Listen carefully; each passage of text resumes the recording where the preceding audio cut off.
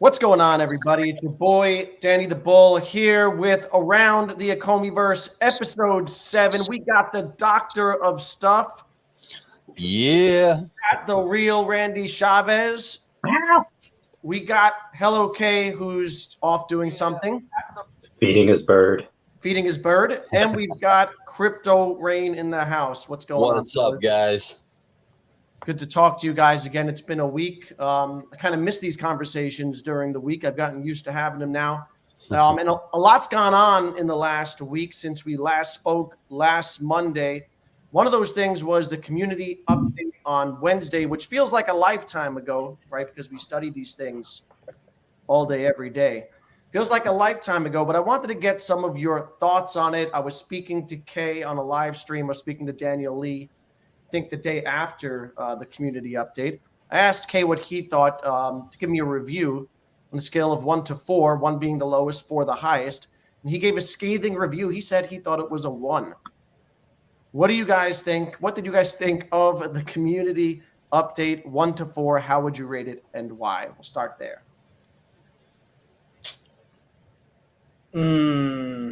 Well, look, I think it's important to that we speak openly and not in like a criticizing way, but just like addressing points that we see as items of concern.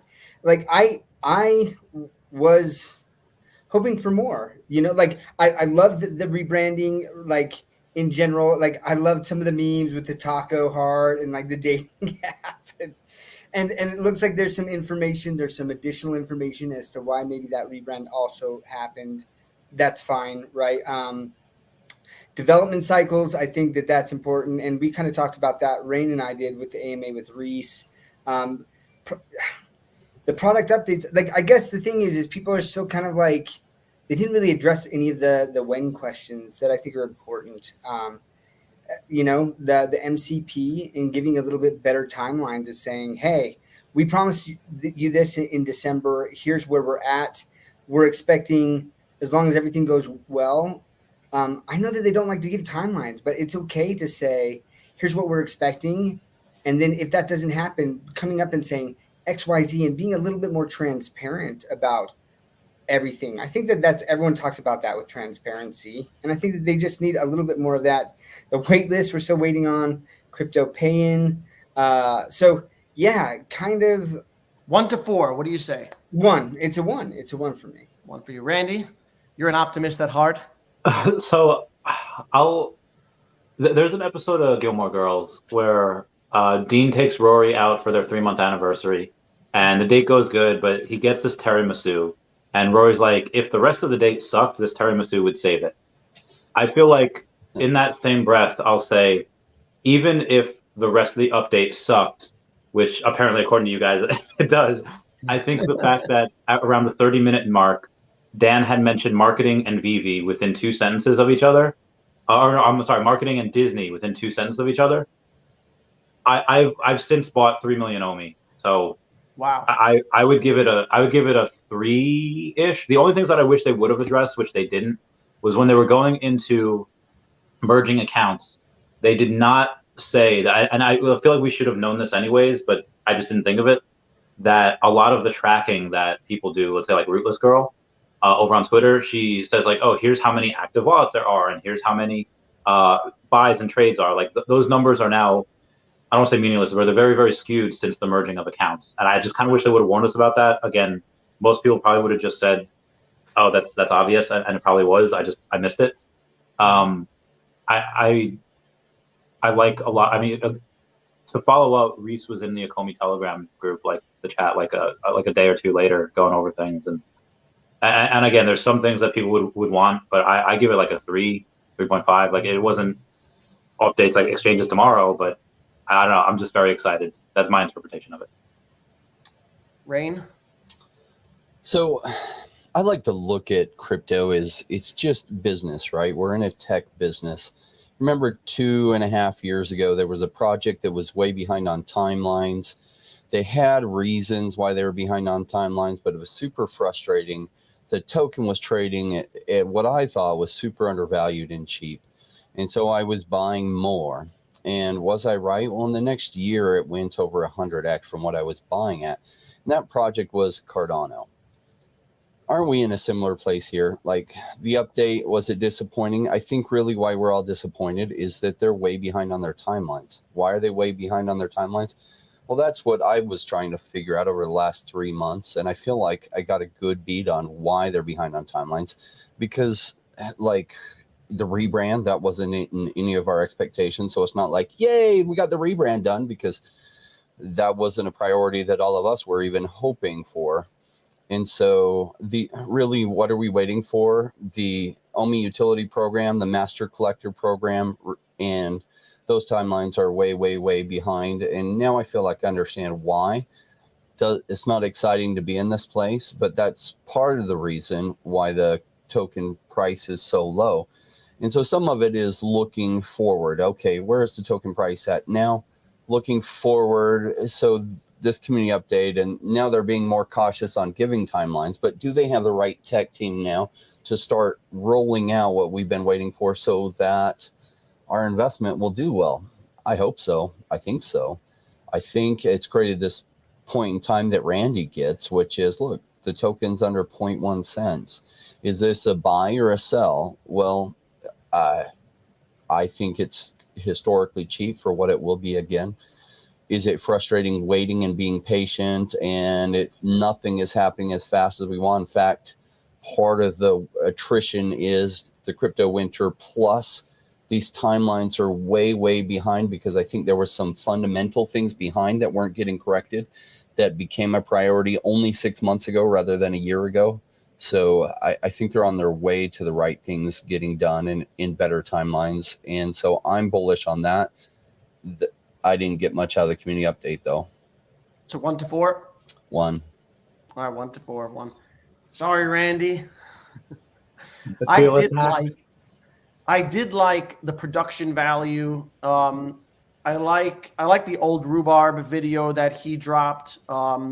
So I feel like they're moving in the right direction in terms of, that stuff, gearing towards marketing. Obviously, they need to, get done the main things that we've been waiting for. They have the blue heart. Kay, you said you hated it. After a full week of the blue heart and the memes and the artwork, has it grown on you, Kay? What do you say? I guess it's like I'm slightly more used to it now.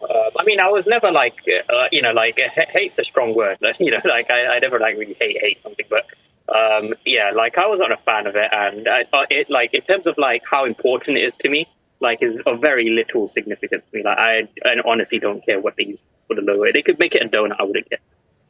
But I did enjoy the creativity, the fact that people made it look initially like a taco shell, and they put some fillings in it, but then they kind of transformed it into a file, a folder file, and then they put collectibles in there. I thought that was quite clever. I guess people could play it off that way. It's like the VeVe logo, it has the collectibles inside it, and everyone has like their own one. I guess they could maybe do some cool stuff that way.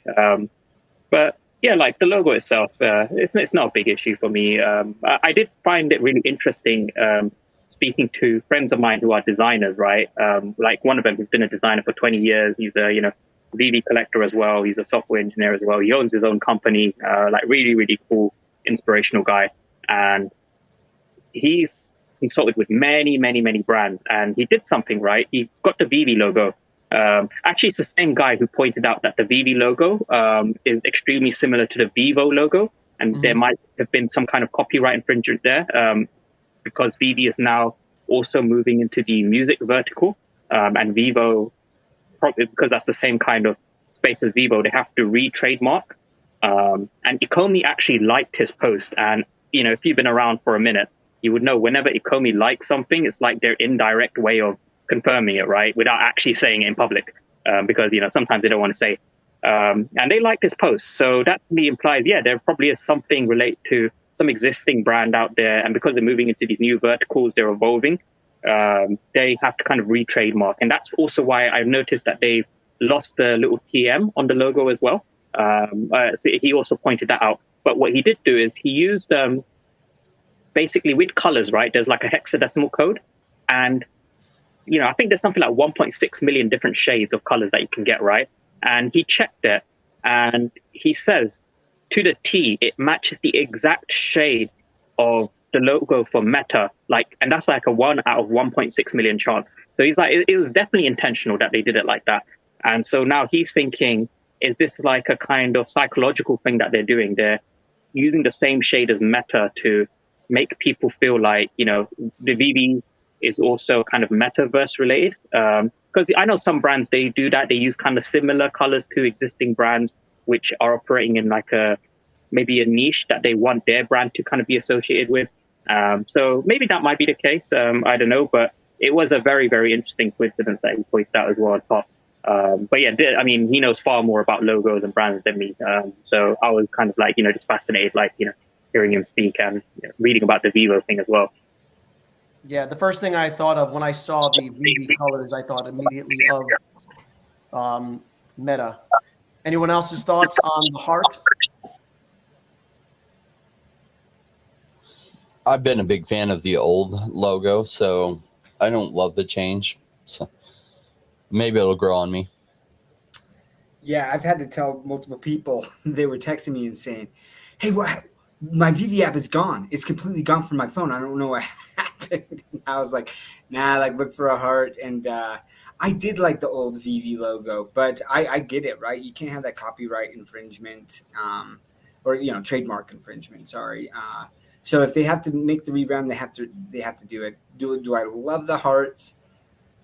Maybe it'll grow on me, but in the grand scheme of things, especially for new people coming in, that will be what they know, right? So to them, that will be the logo, and I think that's the thing. Is just over time, all of this kind of concern about the rebranding and the FUD around it, it'll go away, and they'll find another thing to FUD, But I'm pretty indifferent to it. It kind of brought me back in the day. Cartoon Network had this all splotchy, kind of sideways, really cartoony way of putting Cartoon Network. And then they made it to where it's like neat and it looked all corporate. And I was like, this is BS. And then did I stop watching Cartoon Network? No, I still kept, I don't think this will dissuade people from doing that. Like I said, I'm indifferent. It's whatever. Yeah, I kind of agree. And I do think that the longer, it exists and people, if VV's successful, people will just get used to it and associate the logo with a successful company.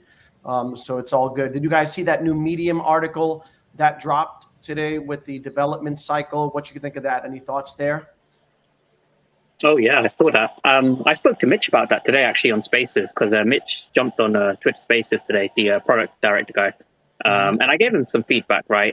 But he, like him and I, he's a super cool guy. I have so much respect for him, and I'm so happy he joined the team. I keep saying that every time we talk, but I really like him because he's very honest and open, and he gives really good in-depth answers to my questions, not vague stuff, which is what I've kind of always wanted, right?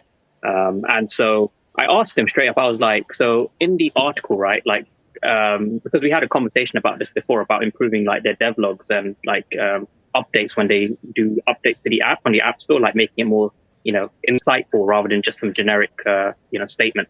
And so on there, it says we had a number of usability fixes, a list of them, a list of usability fixes. And so I asked on the same post, I was like, where is the list? Because, that's a very vague statement. Because most other projects, if they have things that they fix, they'll state what it is that, they did. Did they improve the UI on the app? They fixed the button that wasn't working, what was it? And so he said, and he was so honest, so I appreciate this, right? He was like, they had so many things to fix, there's a whole literally ton of things to fix, and he just wanted to kind of put out there one main thing or a couple of main things that are significant, rather than list out every single individual ticket item that they fixed related to the app. And he understands if they put out everything, then it might be a bit of a information overload for some people. Conversely, some people see how much they put out, and then how some people think that the VV team does nothing. That would completely squash that kind of mentality. They can see exactly how much stuff they've been doing. put out all of the stuff. But like he was really, really helpful in kind of conveying that point across. So yeah, really appreciate that. The rest of the article, I was like, yeah, MCP. It's like the code is there now. That doesn't mean that it's ready to roll out. It's just that the code exists in the code base. It hasn't been like released to accounts. Like your MCP has been turned on your account. That's where the beta testing is going to come in. So yeah, I'm looking forward to seeing the beta testing stuff roll out, and ideally at least some kind of like videos or screenshot snippets relate to that. Because then at least we know like, hey, it's finally real. But yeah, like it was okay. Yeah, at least there's stuff there. Yeah. Anyone else? Well, I had a question for Kay, because Kay's got a background in development. Do you feel like their development team has the strength that you were hoping to see to be able to do a great job going forward? So there's two aspects to that, right? There is the dev capacity, there is the technical leadership side, and then there is like the technical debt, right? So just to kind of address those three things. So technical debt is, when these developers join, and this is really common across startups, as I'm sure you know, right? Is a lot of times startups, what they'll do is they need an MVP, minimum viable product. So they'll go very bootstrappy. They'll hire a bunch of contractors who literally have no idea what they're doing, and they'll somehow like hack together a product that kind of works, right? And that was essentially like how Veve started. And since then, they've done a lot of re-engineering, which, is kind of what you have to do at that point. Otherwise, the app just can't scale. And so they do still have a lot of technical debt because things were developed in such a bad way before.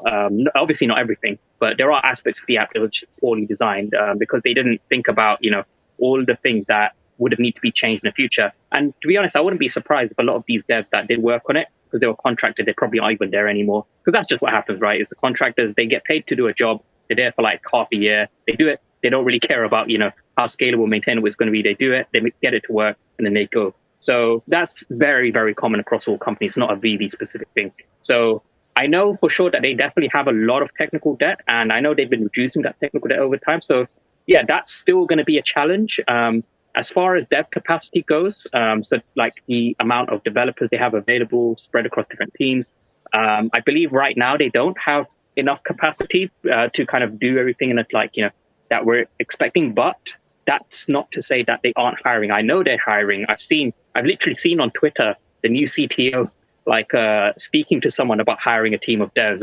I don't know I don't think he was aware that people tend to follow the Veve team on Twitter. So I think maybe from now on he's going to DM people rather than reply to their tweets to hire people. So yeah, I know they're active hiring, and I know Mitch is kind of the one involved, in that conversation as well with like who they need to hire and that kind of like budget allocation kind of thing.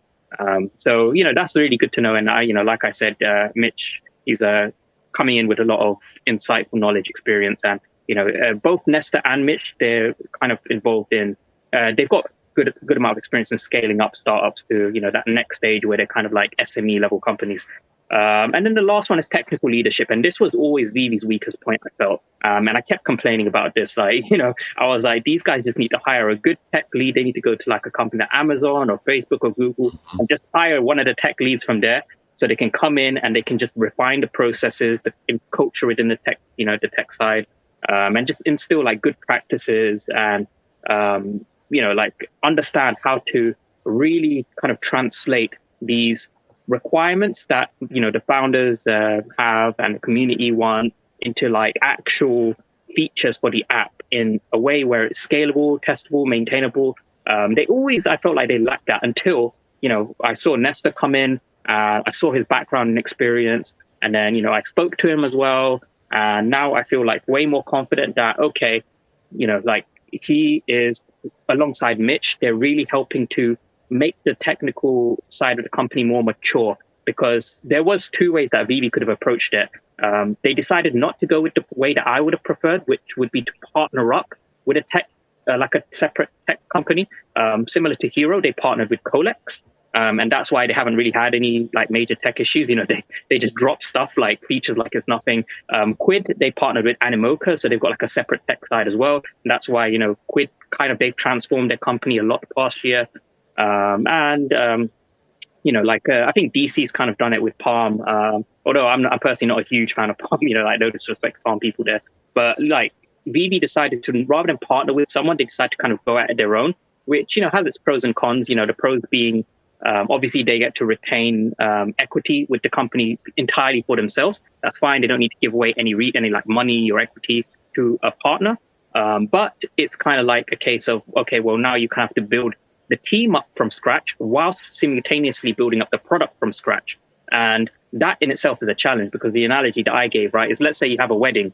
You have two options. You can hire a catering company to do all of that catering stuff for you, or you can go out to like a job site and hire a chef yourself, look up one, hire like, you know, some waiters, some waitresses, hire a DJ for your, you know, your wedding, like, and that's a lot more work. And also you're hiring individual people. You don't know, like, you know, their synergy, if they're used to working with each other, which, you know, obviously they're not, as opposed to a tech company where they've refined their internal processes. You know, everyone has been working with each other for a long time. They've got like, you know, that kind of like team, like synergy, and things tend to roll out faster, right? Because they're used to working with each other. They kind of know what's what. So yeah, now it's good to see that, you know, although Veve took the harder route, I'd say, they are starting to now evolve and mature with that technical leadership that's been brought on board the past, you know, like 6-7 months or so. But again, I do like understand how this works. So I would personally give them more time. You know, I said back in November, I'd give them, you know, another 6 months just to see improvement. That doesn't mean I'm expecting to see OUP and MCP and everything rolled out like in May. But what I'm expecting to see is just an improvement in like the releases and the deliverables and the communication of what's being worked on and released, and, you know, just a smoothing up of the process. That's kind of what I'm expecting. So yeah, like that's kind of like my, I guess, overly in-depth answer. That was great. Great insight into really what is the team behind getting these things done, and if that is fixed, because clearly that part was broken. Mm. Yeah. Got a couple super chats. Want to say thank you, SoCal Omi Homie. Make sure you guys hit that like. We got another one here. Hey, gang, love these Monday night roundtables. The main thing that excited from the update was that we should get updates every 10 days. He's talking about that cycle, right? So I do think that's a step in the right direction for this team, right? Is communication. That's been something that they've been lacking. Blockchain's got a serious question for you, Randy, because sometimes he's known to troll. Are you on the Veve panel? And what kind of improvement I've seen from the initiative? I am not on the Veve panel. I have been conspicuously absent from panels and beta testing. I think that might just be a message for all the people that are saying like, oh, YouTubers get everything. I feel like I'm the poster child for not getting anything. Just to kind of show an example that notion was not true. Yeah. I'm not on the panel either. You on the panel? No, okay. No? No, I'm not on the panel either. Just throwing that out there. You guys know anyone who's on the panel? Not that I'm aware of. I think I know one. Is it public who's on the panel or not? That's a good question. Then, I don't know. I think I do know one person. I won't out him here though. I think Sam Ellis mentioned he got invited to the panel. Oh, is that right? Yeah, on Twitter. I don't know if it was meant to be like something you can announce, but I'm pretty sure I read him saying something about being invited to the panel, or like that public feedback thing that they create, the advisory group or whatever. Do you think the panel is a good idea? You guys like the idea of the panel? I'm not against it. I think it's fine. Yeah, I think it's fine. I think that the reason that we're not on it, like, it depends. And Dan spoke about this in the AMA, one of their AMAs, that they're trying to target the people so that the app panel are people who are most active in the app. So they're going to look at that activity and then reach out to them and say, hey, you are the ones who are in here the most. What do you like? What do you not like? Because they're also going to catch the glitches or the issues, you know. So I think it's a good idea. And look, those people can provide feedback, and if it's not useful, they can shut it down. But so I think overall it's a good initiative. And I also think then that the community, or those people who are heavily participating in certain activities feel valued, that the team is listening to them. So I do think it's a good idea. Yep. Here's a question from Twitter. Just That Nobody asks. He says that they've got their eye on marketing. Should they focus on building out their customer support team before they turn to marketing, right? With the support tickets taking months to answer for some people. What do you guys think about that? Anyone can go, otherwise I'll go. Rain's got to go. Rain's got to bounce. So Yeah, Rain. Yeah. Answer that Rain for you. out? Oh, I see that. Ray, thanks for jumping in. Yeah, we'll see you guys. Sorry, I got to bounce. I got a real life appointment. I try to keep those to a minimum. Sometimes they happen. That happens. We'll see you. Take care. See you, Rain. Go ahead, Kay. You want to answer? Yeah. So it's interesting, right? Like, I used to work for a company called All Saints, like way back in the day, and it's the fashion brand. They're very popular in the UK and in Asia as well. I don't know if they're very popular in the US. I'm not sure. It's the one with the little like ram head logo. And so, yeah, when I was there, right, I was just like so this was like a really long time ago. I was in customer support. So I was like one of the dudes on like the computer and the phone and stuff, like, you know, fixing things. And so I remember I joined when they kind of got bought out or heavily invested into by this it was like a VC firm, I think, or like, you know, some firm. And one of the things that they noticed that was really affecting profitability was the terrible customer support, because they saw that, and they track these metrics, right, is when someone used to buy an item, they very not as often, they didn't buy a second item. So they would buy, but they would not come back. And they managed to identify it that it was due to the customer support, because when something went wrong, like a slow delivery or the item like slightly damaged, you know, people who phoned in, they would be waiting for ages, or emailed in and they would get like a really bad response. Or one of the worst things was when you go back and forth with a customer support agent and then you get no reply, and then you email again and a brand new agent picks it up and they have no idea what your previous conversation is about. Like all of that stuff, like, it's horrible for a customer, right? And I feel like that kind of stuff has happened to many people in Veve, right? And at the current stage, with like, you know, the user base isn't very large in terms of active users, right? If they were to kind of genuinely have, let's say, you know, like 200, 300,000, 500,000, you know, 500,000 users active, then that customer support, like current customer support like system, is not going to hold up, and it's going to affect the people who get introduced to the app, and they're not going to be retained. They're going to leave, which was the point I made before. Like, if they market in Asia, it would be a terrible idea right now, because they're going to love the idea, they're going to love the concept, and then they're going to come into the app. They're going to be like, oh, like, you know, why do I have to log in and reset my password just to like do the drop? You know, I get logged out. You know, I paid for gems, like, what's going on? Like, you know, the transaction failed, blah, blah, blah. And then they're going to try and like, you know, reach out to the customer support, and then they're going to be put in this long queue. And then they're just going to be like, it's been a month, like, all right, I'm done. I'm deleting this app. And it would be such a shame if that's what ended up happening. And so I think they really, you know, publicly spoke to Mitch about this as well, in like a space, I think, you know, asking him, hey, you know, like, do you have any kind of like power or like influence over the customer support, and like, you know, how that should be restructured a bit more? And, you know, he's like, he was honest, right? It's like, it's not really in his domain, but he gets it because a lot of people have said the same thing to him. And, you know, he's going to try and do what he can to, you know, allocate more resources to, you know, upscaling that, improving that, you know, retraining people. I did tell him that one of the things that annoyed me a lot and annoys other people is there's like this really condescending, I don't know if it's intentional or not. I think it's like part of the automated message, but it comes across as like this kind of really condescending attitude from the customer support side, where they automatically assume you're guilty, like before you've like even explained like what's going on. And there was one time where it even affected me. They told me to stop botting and scripting when I told them my account got locked out. I got freed on the same day, like within 24 hours, because obviously, you know, I didn't do anything wrong. And I told them like, you know, this is why it got triggered, because it happened to other people.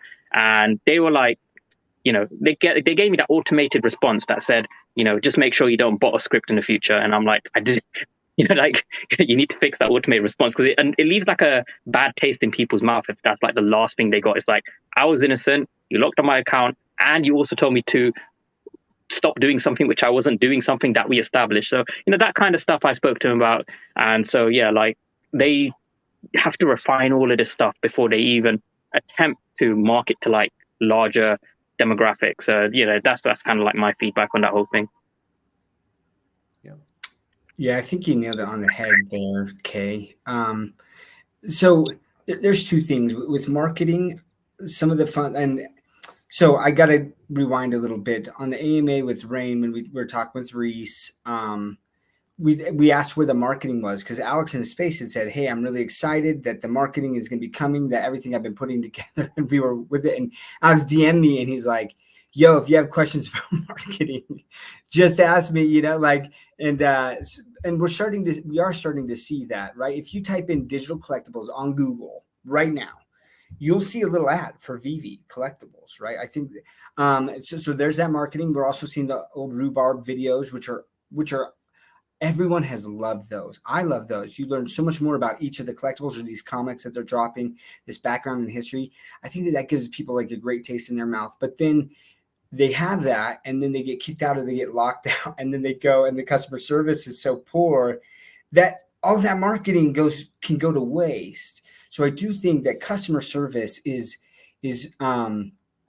so important when it comes to handling the community and the influx of users that they are planning on having. So I do hope that they are definitely beefing up that customer service, that the wait times aren't so long. If people truly are waiting months, now we don't always get the full story on that, right? We see someone's tweet and all it says is Veve locked me out of my account, right? And everyone jumps to their aid and is like, Veve, what are you doing? And it's like, sometimes there are botters who do that, and then they're posting, right? Yeah, there's always those two sides. But if there really are people who have legitimately been waiting for months to get their accounts unlocked for no particular reason, like that's terrible, right? And I don't think that that's happened very often, but definitely I would love some money to be going towards customer service, because that when you have a great customer service experience, like the psychological effect that has on like, oh, like this company cares about me, right? Like you become more emotionally attached and involved in the project. So yeah, I think it's a level of comfort. Go ahead, Randy. Kind of just more of the same. I just had to go to like a tire store. I had a nail in my tire, and they were really chill about it. And anytime you just have people being chill and just talking to you like a person, especially instead of like an automated bot, I don't know, just feels better. And then I'm more likely to give a higher rating, either it's on Google reviews or on the App Store. And then also that would really help take a lot of the questions off of the influencers. I don't know how many questions you guys get a day, but so many of mine is like, hey, they locked out of my account, can you do anything? And it's like, well, technically no, I don't work for Veve, but I think it'd be really cool if I didn't get those questions 100 times a week. I think it'd be really great for take off some of the workload from the influencers having to go and answer those questions, because we don't work for Veve, we don't get paid by them. So yeah, agreement. I don't know, whatever they have to do with the company or just hire it in-house, whatever they need. Yeah. SoCal has a question here, one that I haven't heard of. Thoughts on changing the name of NFT to SFT? What's an SFT? Have you guys heard that? I don't think so. No. Kay and I were talking last week about marketing. I asked him, because, I think it was Dan in the update said that they wanted to market to different fandoms like Disney, Marvel, etc., to bring people into the space. Kay said that he thought it would be more effective to market through the OMI token and target crypto people. VeVeViral took that idea and he ran a survey on Twitter asking people how they got into Veve collectibles. Was it through OMI and the NFT space and Web3, or was it from traditional, collecting? And I think like 80% of them, I didn't see the final results, but like 80% of them said that they got into Veve from crypto, OMI, the Web3 space. What are your thoughts on that? Should they use OMI as a conduit to Veve and focus more on OMI? I mean, just yeah, I got into VV because of the OMI token, and even if those numbers were higher, instead of 80%, even if it was 90 or 95%, is that me? Is that the feedback? Right? Even if it was 90 or 95%, they're still just talking about people that are into crypto. And if you look at the numbers, there's about 0.5% of the population in the world that are into crypto. So yes, you're getting 80% of people that are in, but that is such a small, minute number. There's going to be a lot of people here that have no idea of anything about crypto. They will have no idea that crypto is working in the background. They'll have no idea that you can use crypto.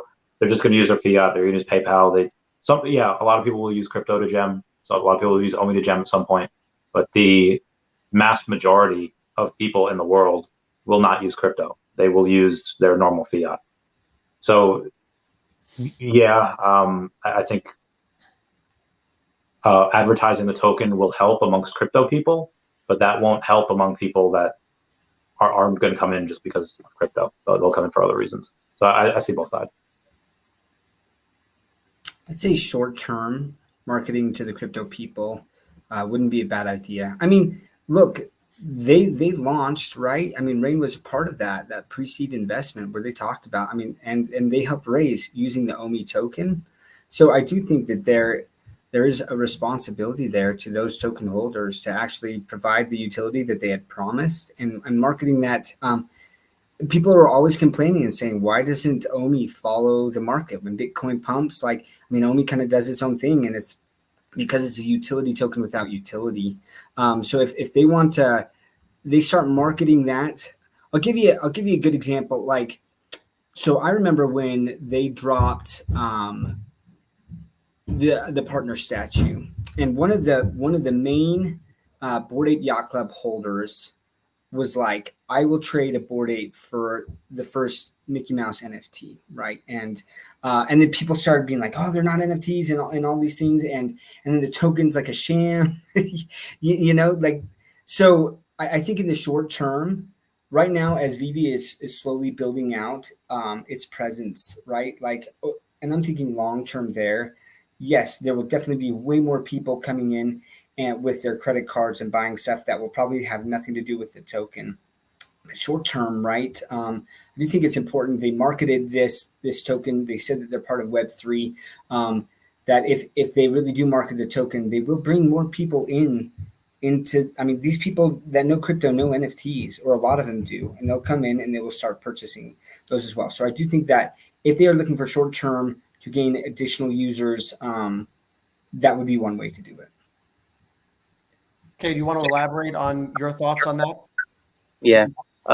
When I say short-term growth users, I don't think it's actually all that short-term because, like we're very, very, very, very far away from any form of mass adoption because there are companies that are like 1,000 times more powerful than Veve that have been trying to do this. Amazon being one. And, I made the point about Blanco's block party, right? A lot of people don't actually. I think a lot of crypto people don't even know it uses blockchain. That's how good of a job they've done about hiding the blockchain side of that thing. And it's like they've really struggled. Now, Amazon, as an example, only because like one of my friends, he works there. He's one of the lead devs for their blockchain side.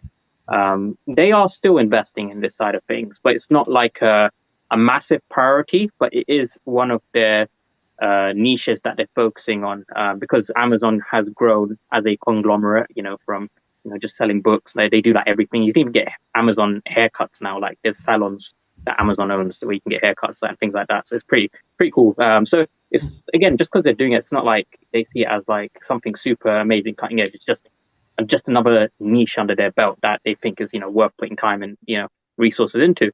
And there are other companies out there, and we discussed this on your channel, Danny, that like I honestly don't believe Veve is going to be the company to convert the people of the world into like digital collectors or anything like that. I think it has to be a collective effort across many companies across a long period of time. There has to be an infrastructural change, and I think part of it is probably going to be to do with CBDCs because so many people don't even know like what crypto is or what blockchain is. So just that awareness of them, at least then they kind of become a little bit more aware of, what Veve has on the back end. But what I will say is now that there's more data, right, and the data speaks for itself. So if we look at the blockchain data, when Veve did all of their marketing in real life events with the Cinemark or whatever AMC posters, with like the comic redemption thing that they did at some comic event, like that's like those are like some pretty significant events that they did, and it's all on brand as well, like with their partners. Like they didn't do like objectively, like or relatively speaking to other kind of similar sized market cap projects with similar followings, like they didn't really do very well. Like I think the Cinemark poster or AMC poster, whatever one, like barely 100 people like actually minted that. And I got told, because Hero did something similar, right? And the Hero cards, they're a bit more tangible because they're trading cards with the code on the back. And someone who went to the Black Adam movie, they told me that they put the people who were getting given the Hero cards when they were buying the tickets, they just looked at them, they opened it, they didn't know what it was, and they just threw it on the floor. So the person told me they were basically picking up off the floor and scanning it themselves because people they just don't they don't know what it is. Like it's like if you don't actually know what Veve is or what NFT collectibles are, digital collectibles, like you just look at it and you're like, oh, it's a code to like get some some digital thing. All right, whatever, I'll just throw it away. Or like the other event, the comic one, people were selling their codes to people from Veve who were paying them like $20 a pop. Because it's like, oh, cool, $20 for this like code thing I got given. So they're very far away, but the data does show as of recently, right? So Illuvium and both IMX, they have both been trading at like over $100 million 24-hour daily volume on their tokens. And if you look at the volume and overlap it with the increase of followers on their socials, they've been like getting thousands of new followers on their socials. And those thousands of followers translate to people who will then adopt the product or who will spend time looking at the product. Because there's one thing buying the token, but if you've gone out of your way to then go and follow them on their socials, you're probably gonna, like keep up to date. You're doing it for a reason. You want to learn about the project, right? Mm-hmm. And if you look at the data for Veve, right, for the past 6 months, they've been losing followers every single month. The day that they rebranded and did their community update, they lost. That was the most number of followers that they had lost on that month. So I don't know if people just dislike the logo that much that they're like, right, I'm unfollowing this company. But, there hasn't really been much of an effect on their social following when you overlap it with their significant events that they've done. But if you look at the social following increases when the token volume has started to pump, and that translates over to new followers who then translate to new adopters. And OMI token, just for comparison, trades at less than $1 million volume. So it's less than 1% the volume of IMX and Illuvium, which were at one point pretty much lower market cap than OMI and had less of a following than Veve and Akomi. And then they were kind of similar. I think Illuvium still actually less than OMI's market cap, actually. IMX is probably 3 times it now. And, that, I guess, can be bullish as well. OMI, we know can do really well, but it's at less than 1% the trading volume of Illuvium. So, how high could the price go if the market trading volume was as good? And how many followers could Veve and Akomi get, which would then translate to users and adopters if they did market the token a bit more, similar to, if they market it at least to the, similar level as what IMX or Illuvium do for their token, right? And so, you can kind of short term, I guess, be pessimistic, but when they do choose to market, I can imagine it having, a way more significant effect on their user base and growth than anything we've kind of probably seen in the past year or so. But that's just what the data is telling me. I don't know if it will play out like that. So based on that data, do you think that we pump even if nothing else is rolled out? Just let's say there's no MCP, there's no OUP, but we get on Coinbase. Do you think we pump just because of that? Yeah, 100%. We'll definitely pump because I read a research paper a while back, and it basically looked at, I think they did an analysis of 200 different tokens, and they basically took every exchange that these tokens listed on, and then it looked at the average price increase, and it ranked those exchanges in terms of how much of an average increase that token had across a weekly period, before the token got listed, after, etc. And I think on like the top tier exchanges, even after the dump, the tokens were still up like around about, I think it was 34%. And there were some exchanges actually after, or actually I think before and after the listing, the token price actually went down. Gate.io coincidentally was one of them, which is quite funny because I know Omi didn't really do very well on that Gate.io listing as well. But Binance, Coinbase, KuCoin, there were some other kind of big ones. Yeah, the token, it did really well. It kind of sustained, but the true value comes in not from that initial listing.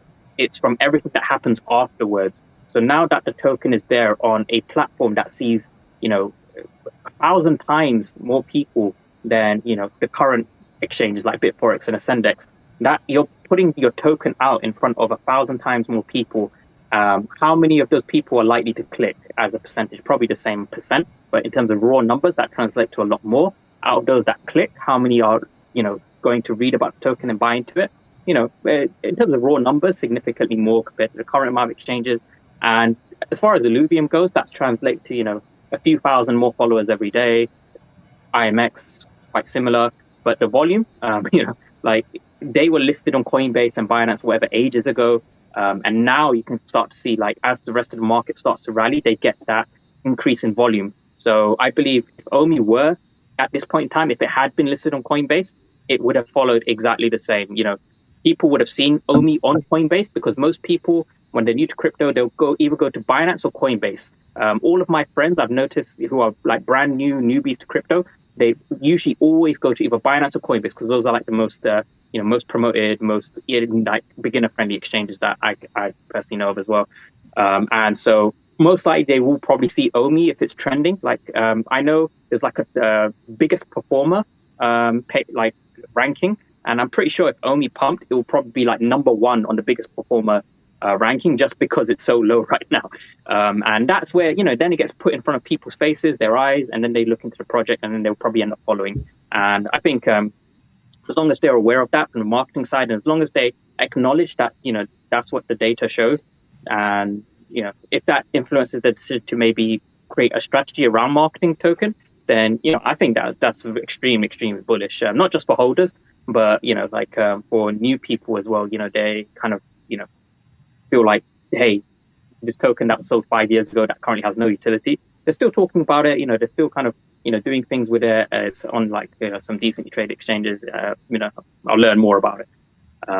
But yeah, as of right now, I guess people might be able to see it as a bearish thing that, hey, it's got really bad volume, but the opportunity is there for it to, be on a bigger exchanges, be marketed, and someday have utility.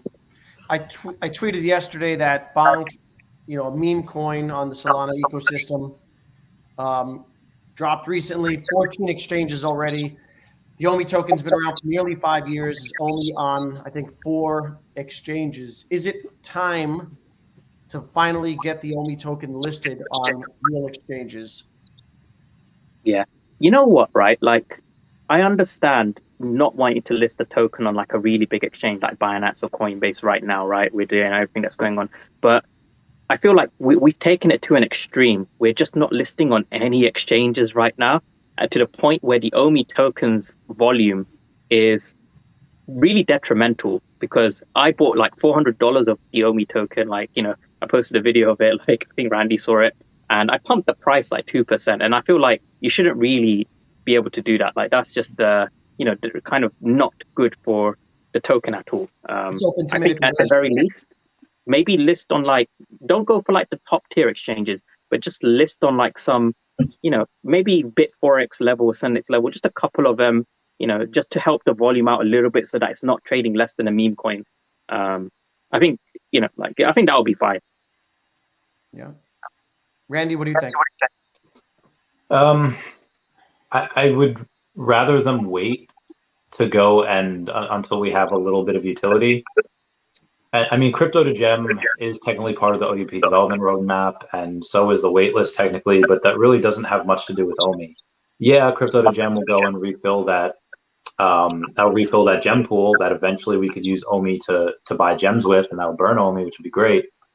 That being said, I would like to think that we're in the beginnings of a new bull market, but God forbid we're not. Let's say we do have another leg down, and let's say, either Gate.io or Sendex or Bit4x or whoever, let's say they go down. Like we already have such little liquidity for the token. I would rather get on something like Kraken or KuCoin or Crypto.com before we get Binance or Coinbase. But I also want to make sure that we get something. Just because, again, like the little volume we do have, if one of the exchanges goes down, then I don't know, I feel like that could be very detrimental. I feel like we need more liquidity. But again, just my opinion. Yeah, beer money from Maxwell. Thanks, buddy. I'll have a beer on you. Dr. Stuff, what's your opinion on exchanges? Do we do it now pre-utility? The thing is, it costs money. Typically, right? You got to pay quite a bit, and depending on the exchange, it can be pretty expensive. $250K, $500K to list your token, and on top of that, right? Like we are aware that there are some potential like lawsuits regarding like Bengadenzi and the token and stuff, and so I don't know if exchanges are concerned about that as well before they list. Like these are all things that like in reality we have to look at as also potential reasons as to why things are happening. But just looking for, if I push all of that aside, getting your token out there to more eyes shouldn't ever really hurt. Like, and yet there's typically like a pump and then a little bit of a dump. But like Kay was saying, the studies show that like the pump goes higher and then there's a dip, but then it stabilizes at a higher low than what the low was before. And that just brings more eyes to the project. So I would be shocked and pretty disappointed if we didn't see at least 1 to 2 exchanges this year, honestly. I mean, but to your point about should we do it before the OUP or after, I think that honestly, if the OUP is already implemented and then they listed on that, I think it would pump even more. So it depends on what you want, right? If the utility is there and then they do the big exchanges, the pump's going to be pretty massive as opposed to not having it there and then listing. There will definitely be a pump, but people are like, it's still a utility token without utility. And until we get that utility, right, it's that's necessary. So I would prefer overall that they do the exchanges after some substantial utility is implemented on the token. All right. I want to piggyback on Dr. Stuff. One of his points talking about exchanges this year. I guarantee you we get one. Yeah. I'll bet someone $1 million on me. I know it's not a ton, but it's that's just what I'll bet. I'm willing to bet we get at least one. We got a super chat here from Aldous Havley. Thanks for putting these roundtables together, Danny. This show was actually the brainchild of Jordan Riz. Brought it up in a group chat. Everyone hit the like button. Thank you for that super chat, buddy. My opinion on exchanges, I don't think that it's a big deal to list it pre-utility. Look at ADA listed on Coinbase, on all the major exchanges prior to, smart contracts. There's so many tokens that don't have utility yet, but they're going to have utility.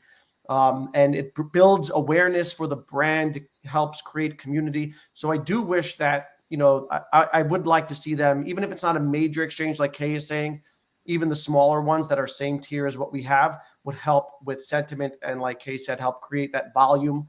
One of the other things that, I don't like the fact that they're kind of like moving the goalposts a little, right? Like originally, so like last bull market, they said we have 4 exchanges coming in the next couple months. And then, all right, we're in the bear market. We're going to hold off on exchanges. And I can appreciate that. And I get that. Market's starting to turn a little. But now they're saying, well, we're going to wait for utility. And so it's kind of like moving the goalposts. And that's something, in their communication style that they've done makes me think that maybe it is the lawsuit that's holding them back. If it is the lawsuit, why not just say it? Do you think that they would say it, or you think that they would hold that information back? Because XRP talks about their lawsuit all the time, as did Library Coin. I don't think they like talking about the lawsuit, to be honest, because that they had that lawsuit with the same guy before, and they never ever mentioned it really. We had to kind of like dig around, and find the article ourselves, and then kind of like piece the puzzles together ourselves. And then we had that really funny stream where the guy went on Daniel Lee's stream with Cavell and Foster, and then it kind of blew up, right? But yeah, I think a company like Ecomi is very different to Library or whatever else, right? And I'll tell you why. Because they, unfortunately, I guess fortunately and unfortunately, they have a lot of partners like Disney, Universal, DC, etc. So they have a lot of like these brands, and these brands, they are always watching what Veve does and what Veve says, and anything they do with regards to like lawsuits and legal stuff, it can kind of like reflect back on them, right? It's like, hey, you're working with a company that's involved in some legal shadiness or whatever, right? Mm-hmm. And so they obviously Veve knows this. I'm sure they've learned it from experience that hey, they can't really talk about some stuff, and this is where they're kind of stuck in a way, right? Is they have to balance transparency with brand image.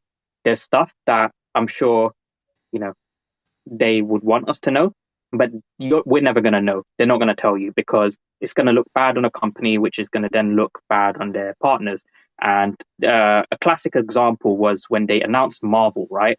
And a lot of people, they were kind of annoyed by the press release they did. They're like, hey, you haven't mentioned Ecomi anywhere in this article. You're using the name Orbis Technologies. Like, what the hell is Orbis Technologies, right? Because that's what Marvel was saying. We have partnered with Orbis Technologies, and it didn't make sense. And the reasoning for that is, because at the time, the article with the Ecomi lawsuit was kind of trending within the community and whatnot. And obviously Marvel knows about that. So it looks bad, or it doesn't look great if, your press release that you've done with this company that no one's heard of, they Google it and they see, this lawsuit that comes up on the front page. So obviously I guess for that reason, they changed the name that they used in that press release to Orbis. But these are the kind of considerations that you have to think about with a company like Veve, as they have a lot of partners and they need to be very tactful with how they communicate so that anything they say doesn't like reflect back or jeopardize or, ruin their relationship with any of these partners they're working with, because they are getting more and more like, pretty much every month. So they have to be very careful. It's a valid point. Did you guys catch Meet Kevin? Talked about Veve, not Veve. Talked about Veve. He was talking about, I guess he was reacting to Kathy Wood's Big Ideas release, and he was talking about NFTs and the whole space, and he mentioned Veve, calling it Veve, and said, who would want to pay for, these Spider-Mans and different poses and whatnot. What do you guys think about Meet Kevin and what he had to say? You want to say something, Randy? I could tell. You go first. I don't really know anything about him. I've heard people ask me to get him on the podcast before, and then I don't know. Like I feel like he's really big. I think that shows. Well, it's good that he follows Kathy Wood, or at least he's reacting to it, knows who she is. I think the fact that he has said that, I think, is proof that he doesn't really have any feed or anything inside the community. I don't think he's really looked into it at all. He might have maybe downloaded the app and maybe watched one or two other people's videos, but I don't think he's hung around the Veve Twitter or the Spaces or to my knowledge, got on anyone's podcast. I think if he has, he'd feel a bit differently. And I don't know if he's a collector or not, because again, it's if you have something and I don't know, you want them in all the poses, you just want to collect. So I question really how much knowledge he has of the community. That's about it. Yeah, I'm with you. So first and foremost, most people, if they haven't really dug into the NFT space, they see certain things, like all of the derivative projects and all the scams that are out there. And I do think that most of them, they're uninformed about the space. And so they do think of it as like a Ponzi scheme type thing. And so why am I going to go purchase, Spider-Man in this pose as opposed to a different pose what does this even mean? And he talked about the utility, right? Like, okay, if this was my pass, then maybe that would make sense, but only if it costs the same as a pass and maybe I got something extra. And it makes me think of, this gentleman bought a Willie Mays card back in the 90s for like $180,000. And people, financial advisors, I mean, they were all talking about how crazy it was, what a stupid purchase it was, because it's just this card and who's going to pay, who's going to buy that? And now it's valued at like $33 million, right? And everyone's like, oh, this guy's a freaking genius, because he could look ahead. And I think that there's two different aspects to NFTs, right? There are the NFTs that could provide in real life utility. And I'm in some of those projects and I love those projects, right? But then also with Veve, there's speculation that owning certain NFTs or, their digital collectibles will get you the skins in it. But like whether or not that happens, like these are like first on the blockchain collectibles, if nothing else. And from a historical perspective, I believe that means something, right? And whether it's this pose or a different pose. And so I feel like he's just not fully educated on the NFT space in general. So for him to it's frustrating that you get these people with these large audiences and they spout those opinions without doing the research. And I can say that he hasn't done the research because of the way he talked about the space in general. I could tell he didn't do any research because of the way he pronounced Veve. He's like Veve. What's Veve? Yeah, I think because I know Meet Kevin, he's quite close to Andre Jick, and Andre Jick has the exact opposite opinion of him. So I think it'd be really cool to have, because I think they do like podcasts and stuff together anyway, and I'm pretty sure. Actually, I'm 100% sure that they've discussed Veve together actually at some point. That's probably why he kind of knows of it. And I don't know why he would mispronounce it as Veve. Probably just, he's probably just trolling. Because I know Andre has said to him Veve, like, they do digital license collectibles, etc. But he, in a way, he has a point, because it's the same point that I'll go back to, what most people who are new to the space, they have. And it's the same point I had when I came onto Veve, right? Is it kind of didn't make sense for me. Like, why would I spend $80 on like, a freebie version of a collectible when, like I could spend like half as much and, like I've got like I can get like a physical one that I can kind of like put around somewhere and like, display it, I can feel it, etc. And that like concept didn't make sense to me. But Andre Jick, he raised a couple of good points, right? So like on your point, Doc, is he used the term Veblen good, and he explained like the whole history of Veblen goods, right? Where, historically, regardless of how the economy does, there are certain classifications of items that perform really, really well, regardless of how the economy does. And those tend to be the high-end luxury items, because those are classified as these Veblen goods, which basically there is always going to be this demographic of people out there looking for like, something unique, something that, is scarce, something that is like a status symbol, and something that's like that on the blockchain, where it's been designed to be scarce. It's from something that is, well known, it's renowned. And the fact that, if you view the blockchain as something that's going to be relevant in the future, which I believe it is, I feel like the blockchain hasn't really been utilized properly up until now, but I believe it will be at that point in time. Then, yeah, if a brand, the first appearance of that brand, the character, etc., on the blockchain, I think that will kind of fall under this Veblen good category. So, like you said, if nothing else happens, just the fact that this is the first time a character or this brand has appeared in this medium, I think, yeah, like that in itself will have value to some people out there. How much value, whether that value as of today is being overly inflated, I don't know. But it will definitely have some value to people out there as the blockchain gains more adoption. The utility side, I understand what he's saying. In a way, I do actually agree with him. Like, why would you spend, for example, let's use the Waltz, yeah, because Waltz was like one of the biggest topics. Like, when Walt was 50K, like, why would you spend 50K on a Walt if the reason you're buying it is because you believe it's going to give you access to Disneyland for life or whatever, right? Or Disneyland for a year or something. You can literally just buy the pass itself for like like he said, I don't know how much it is, but $1,000 a year or whatever, right? That kind of stuff, it makes some sense, right? Like, I feel like a lot of the utility that people give NFTs is just not enough value to justify the price. To be honest, I think the Disney Plus thing that they did, like, that was kind of cool, right? But a 1-year Disney Plus membership, like $100 or $120, whatever it is, I feel like that in itself wasn't a justification for some of these collectibles back in a bull run to be selling for 10K plus, like the golden moments, for example. Some of them were going for 10K plus. That Disney Plus membership was not enough to justify that price. That price was obviously partly due to an influx of shady gems. Yes, I acknowledge that, but mostly to do with speculation on this whole concept of what is a Veblen good. These golden moments, many people believe they are Veblen goods. I actually, I acknowledge that, the first appearance of C-3PO, Star Wars, first appearance of, Elsa, first appearance of Simpsons, the Iron Man on the blockchain, like all of this stuff, like 100%, I believe that will have some value for people. I just can't really quantify like how much value.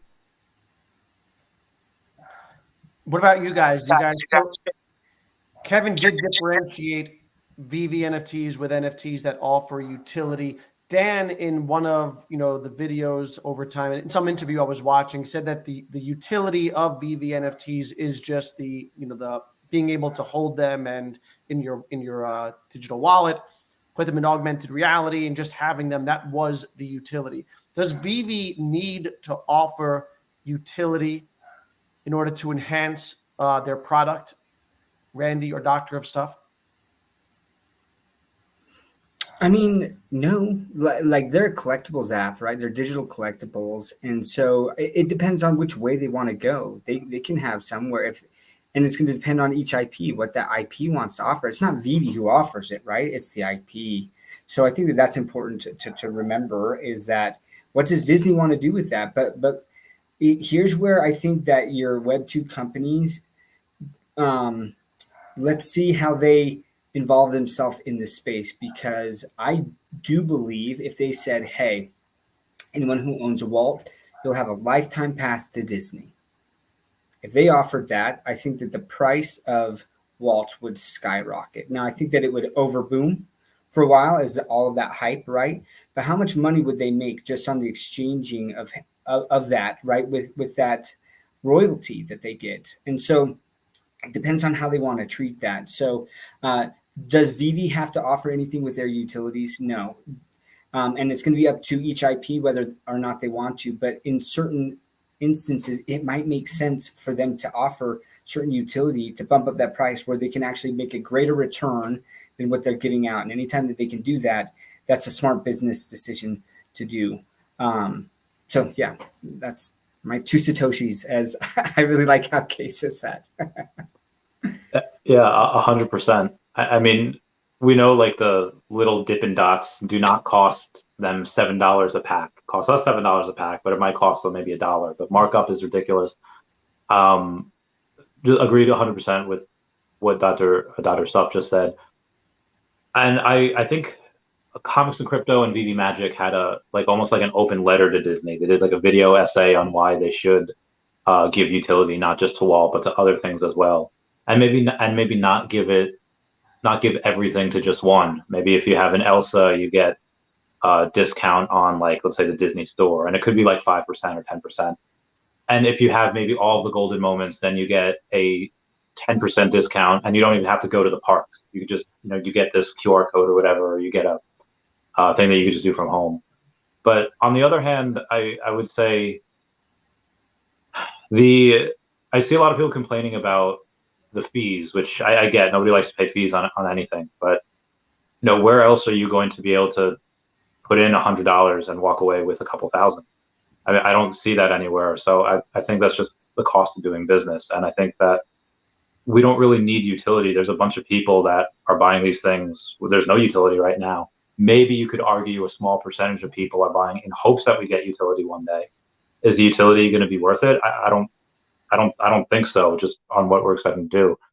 But like you said, the utility is being able to use it in AR. They're 3D premium digital collectibles. I don't know any other major JPEG platform that you can do that with. You have, I think, a lot of people, and I've said this before, apologies for sounding like a broken record, you have a lot of people that kind of want something for nothing. It's like, we're already getting this amazing opportunity. I don't know why you would try to show this greedy side to the people that are partnering with Veve. Like, oh yeah, this is fine, but I want this along with it.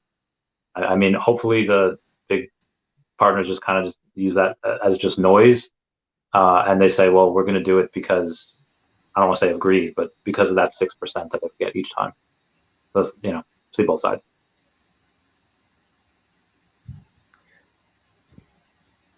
This is a comment from Matthew here. Each Veve collectibles has retroactive utility in producing MCP points that will be spent on accessories, increased drop success percentage, and yet unannounced rewards. So do you guys think that the MCP is the utility that will be unleashed for collectors in the app? Gives people more incentive to buy. So yeah, that's definitely part of it. Yeah.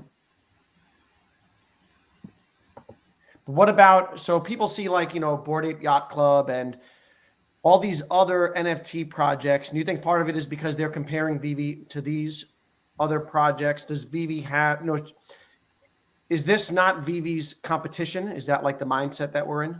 And so we shouldn't even be looking there? I do think that people compare Veve to the overall NFT space, right? And it's been interesting. Bored Apes, look, I got to give them major props. They continue to innovate in the space. They were one of the first ones to really like drop an airdrop, right, with their Bored Ape Kennel Club. That was that first year just for being a holder, and the value, the speculation that those things gave. I mean, there was a calculation done basically, and if you'd held a Bored Ape and just every airdrop that you got and just sold at the floor, right, once you got it, they said that the average was about like 800 grand for each Bored Ape. Like if you held it as they started those airdrops, like initially just held, I mean, it's insane the utility, and they're doing that sewer passing. And but it's interesting, right? Because Bored Ape they're creating their own story from scratch, which is really difficult, and they're targeting a very small niche, like of crypto bros. Like I don't know how else to say it. Like Degens. Yeah. Oh, for sure. It's gambling, right? Like the NFT casino. And I say that too with the Veve drop system sometimes, like the comics. And I'm just like, oh, something hasn't sold out. I'm like, I'm going to the Veve casino. I'm like, what rarity am I going to get? Knowing that, more than likely my collectible is going to be valued at 80% less than what I just purchased it for off the market. But it's a little bit different. Veve's a little bit different, right? They're like 2.0, where they've got one foot in Web 2.0 to onboard a lot more users. They do have crypto, that token, the OMI token.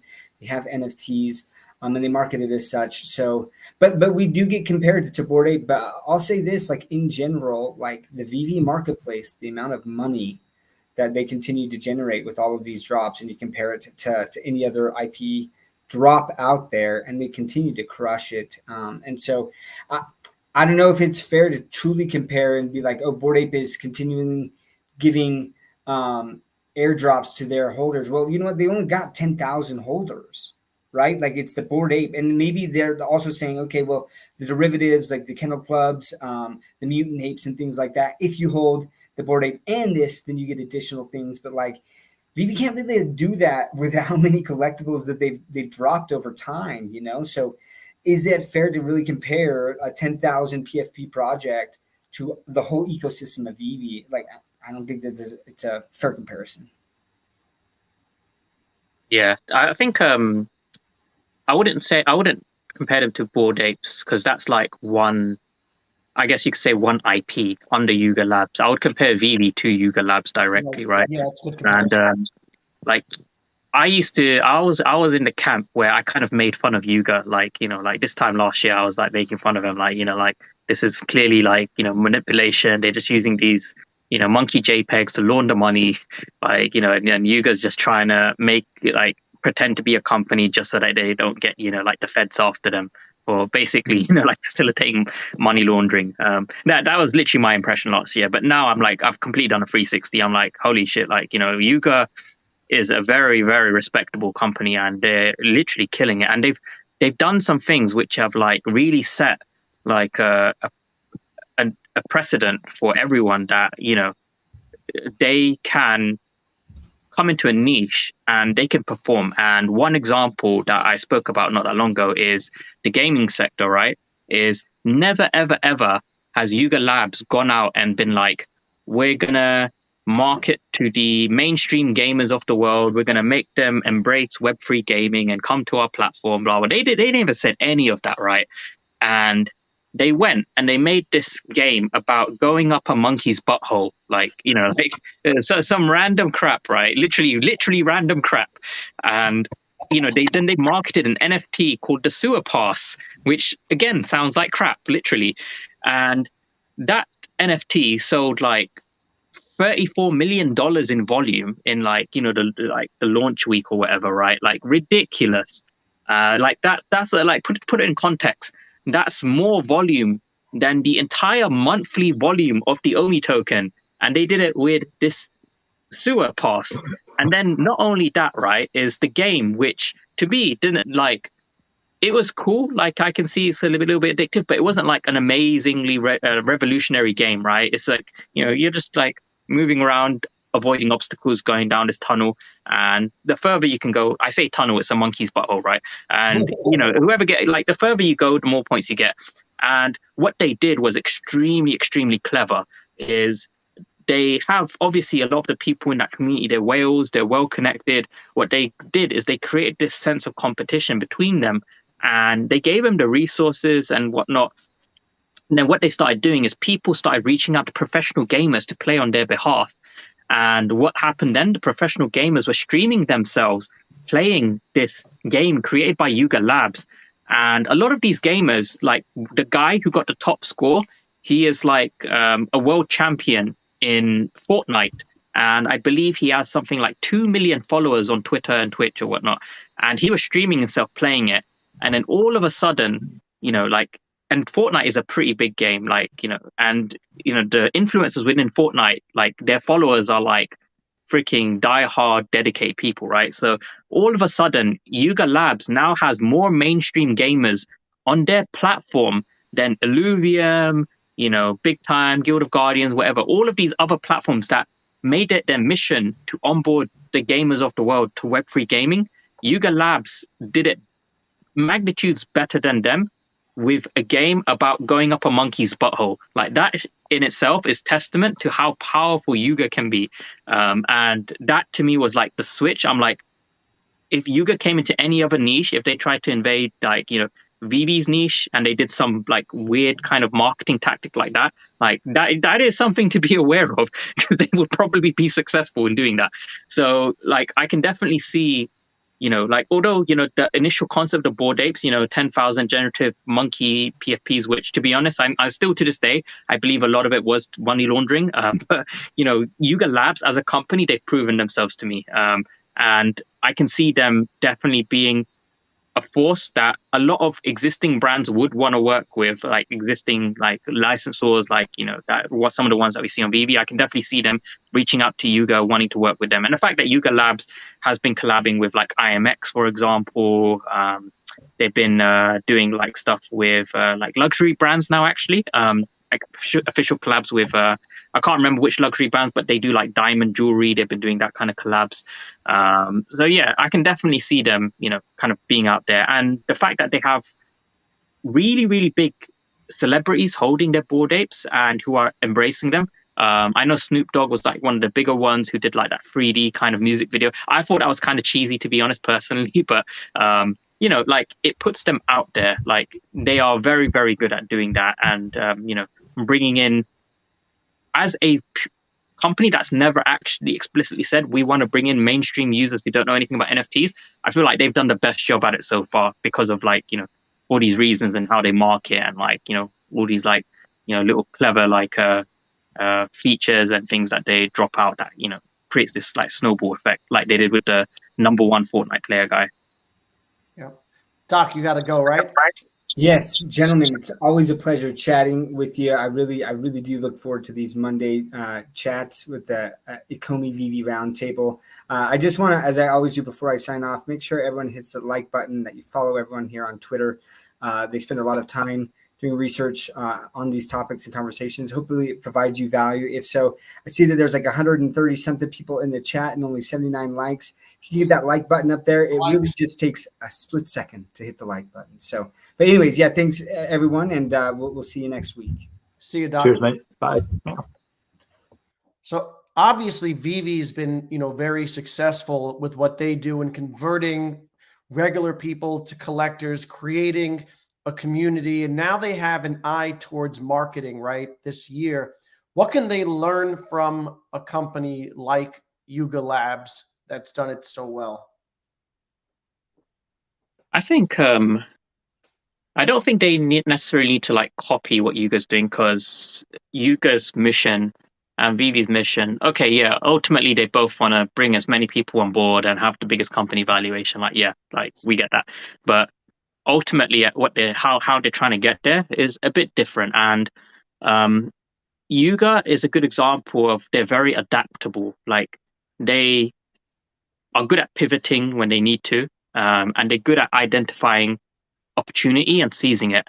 And unfortunately, I don't feel like Veve is good at identifying opportunity and seizing it. I feel like they're kind of sticking to, like, this kind of one train of thought, which is like, we need to market to the non-crypto, non-NFT people. We need to bring on board the mainstream.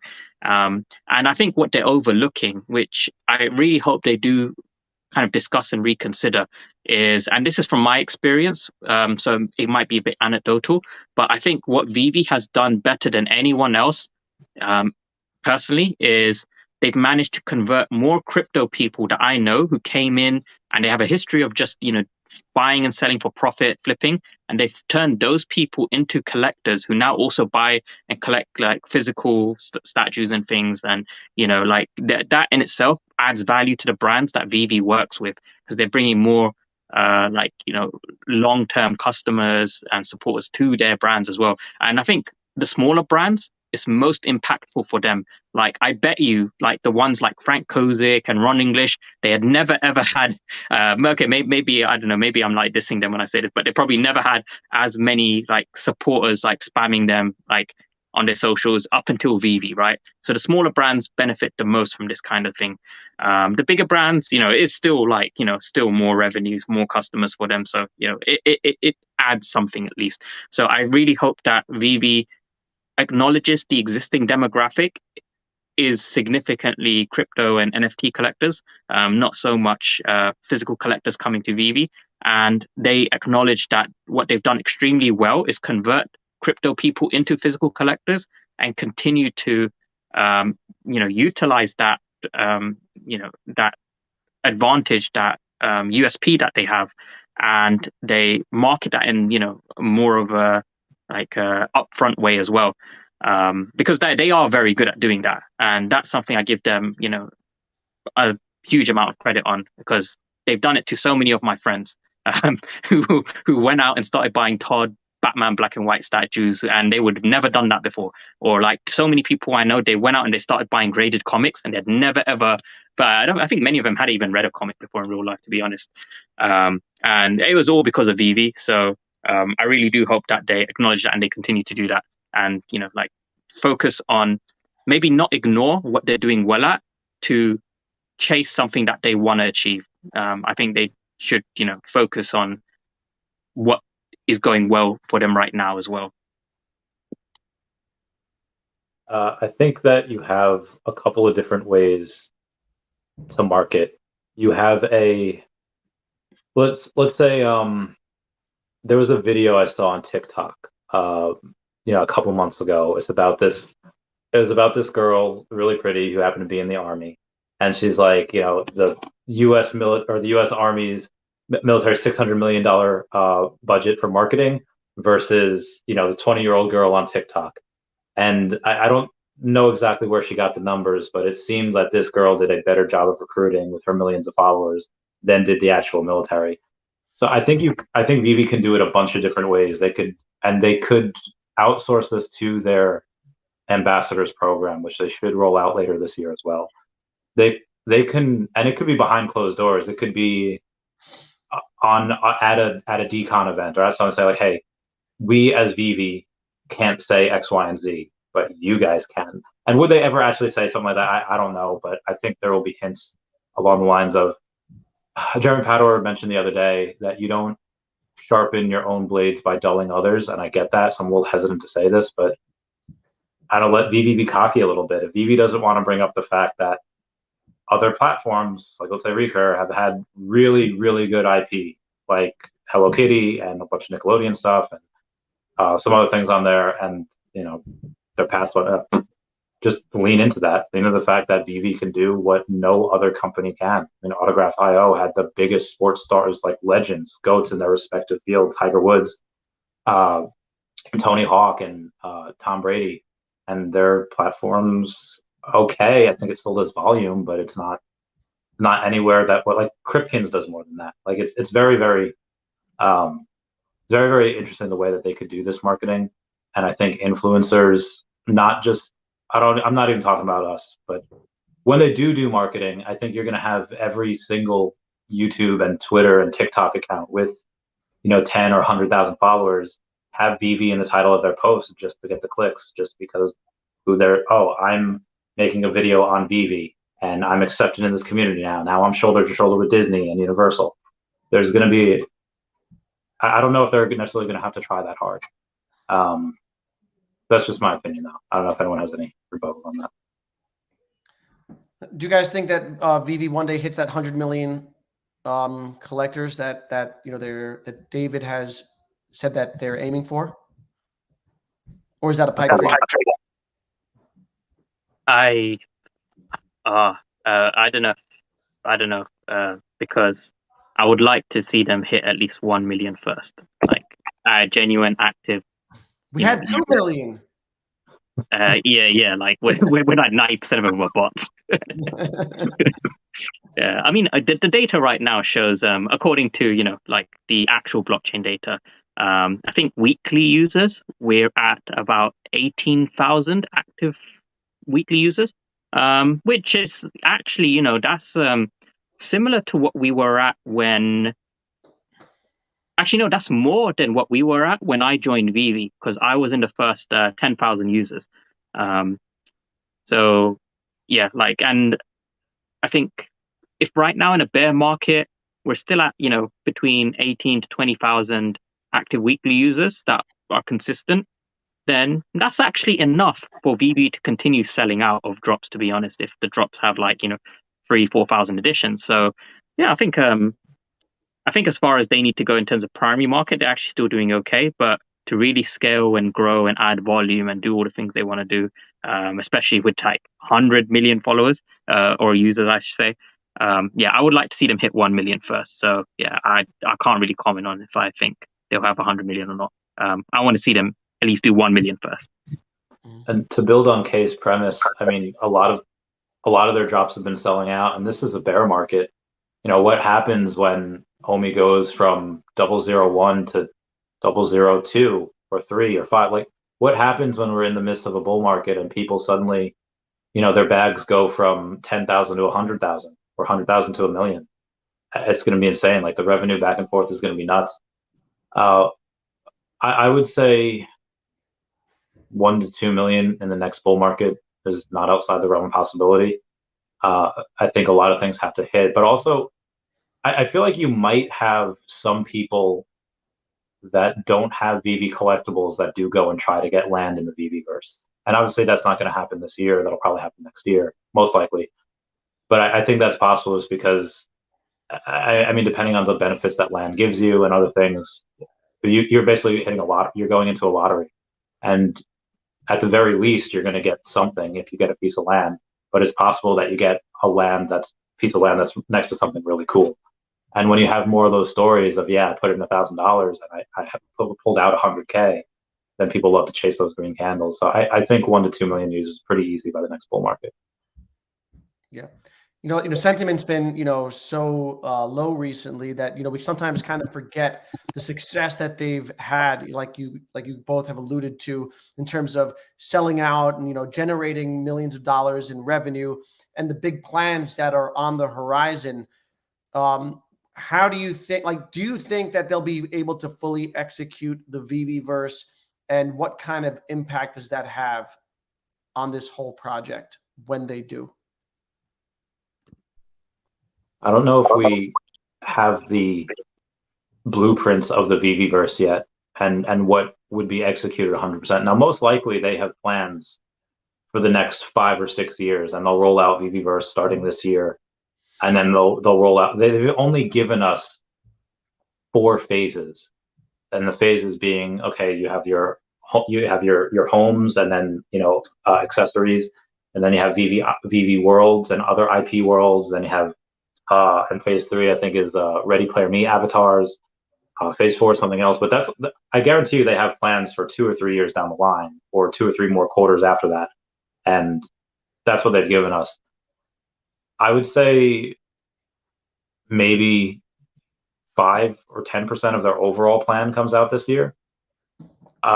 Maybe 25 or 50% of what they've given us comes out this year. Like, I think the home space and the accessories, and then the VV IP worlds, those come out this year. And the customizable avatars shouldn't be that hard to do, because that's, I feel like, more Ready Player Me. So maybe even 75% comes out this year. That's my thought. Kay, do you think the fact that they've outsourced for the VeVeVerse will help them hit some deadlines and expedite its process? Yeah, I've looked up Cavernous. I've read some of the documentations, and like what they've been working on. I'm actually still annoyed that they had the videos of their demos with VV collectibles in them up for months before we saw them at Decon, and I'm so annoyed I didn't find it, or no anyone else didn't find it. And now we're going back and Googling Cavernous and looking at a YouTube video. It's oh, hey, they had the T-Rex and Ripmo in one of their videos. How did we not see this? And so yeah, that was kind of surprising. But yeah, the fact that they have gone about the route of working with a partner, I think that's the right way to approach it. So yeah, points on that. The caveat is, because they are working with Cavernous, Cavernous is in itself a business. So maybe some people out there, maybe they'd see it as fun and be oh, Cavernous is providing that technology not just to VV, but tons of other companies out there to create their own kind of sort of VeVeVerse kind of experiences. So why is VeVeVerse why should I use that? Or there's other competitors which build out very similar stuff, like Spatial, for example. What's special about VeVeVerse as opposed to other NFT projects where I can bring the stuff into Spatial, for example, or someone else's version of VeVeVerse built on top of Cavernous.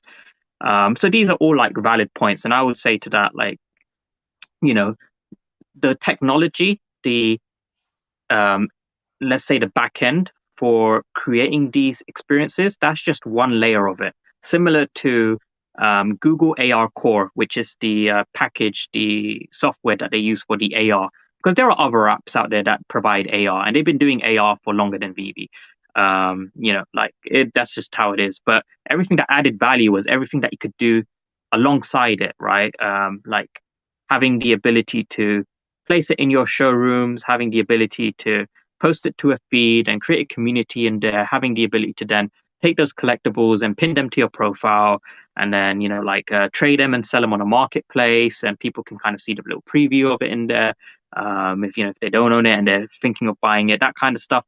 So I think that what's going to add value and differentiate the VeVeVerse and act as a significant USP for them is when they start integrating all of the stuff with the VV app to VeVeVerse, or significantly, I think even more significantly, the OMI utility in the VeVeVerse, because they speculate, or they alluded to us, that the OMI utility in the VeVeVerse is going to be even bigger than the VV app utility with OMI token. I remember Dan saying you'd be able to use the OMI token to earn it and burn it with games inside the VeVeVerse that they're going to be working on. So all of this stuff is like, yeah, like sure, other projects can use the same metaverse engine, but it won't be built out and have the same kind of features and interconnectivity with these IPs and this existing application and this existing token, which you can then use in it, and all of this stuff that really makes Veve, right? So yeah, I think I've like digressed from the point. I don't remember what the original question was right now, but yeah, like I think it'll be good. Yeah. We got a super chat here, Atomic Zo 6. Thank you. Excellent dialogue, great streams and spaces today. Let's go. Great stuff earlier. Okay. I feel like I missed out on that stream. What else was covered there?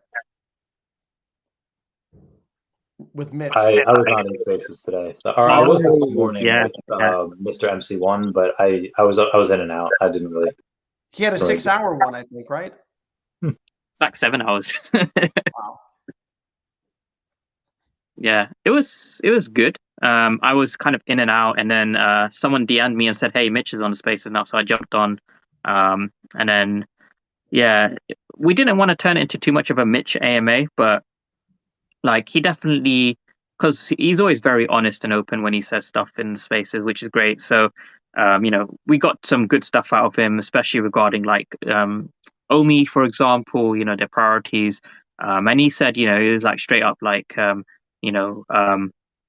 Now that he's joined, they have disseminated what they had planned in the original white paper, as well as what they're planning to do right now, and they're kind of aligning it together with which parts of the OUP would deliver the most immediate value, and they're kind of trying to kill two birds with one stone in a way, with like thinking of the OUP and MCP as certain parts of it that they can do in kind of units, right?